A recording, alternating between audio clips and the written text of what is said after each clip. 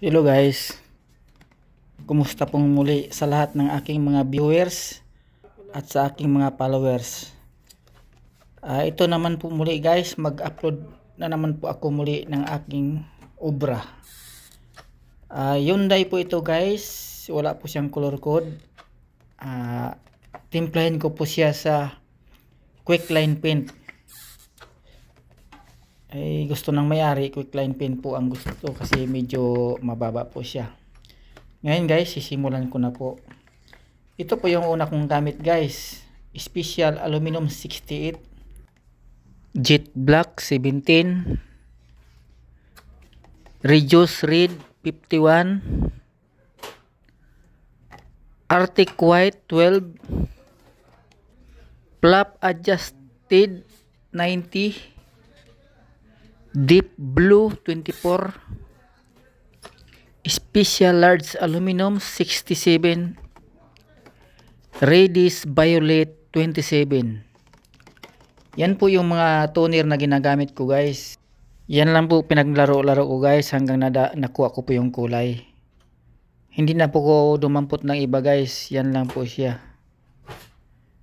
Yan lang po. Wala na po akong ibang kinuha kundi yan lang. Maraming salamat po guys. Maya guys i-spray natin para po maidikit po natin yung kulay. I-testing po na yan guys. Unang spray out natin yan. Yes guys, medyo alanganin pa yung kulay natin. Alanganin pa siya. Medyo malayo pa. Maya guys, adjust pa ulit tayo hanggang maidikit po natin. Ayan, adjust pa tayong muli. Ayan, i-spray ulit natin guys. Ayan na siya guys, medyo okay na siya. I-clear natin. Ayan, naka-clear na siya guys. Ayan guys, okay na siya guys. Pwede na natin bitawan. Hindi mo siya 100% pero dikit po yung kulay natin. Para po yung mga customer makita yung kulay natin, masiyahan po siya. Ayan na siya guys.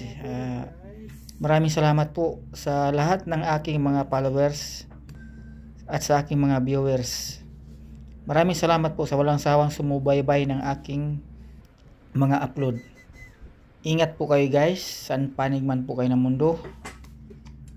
Maraming salamat po sa inyong lahat. Maraming salamat po sa iyong panonood ng aking video.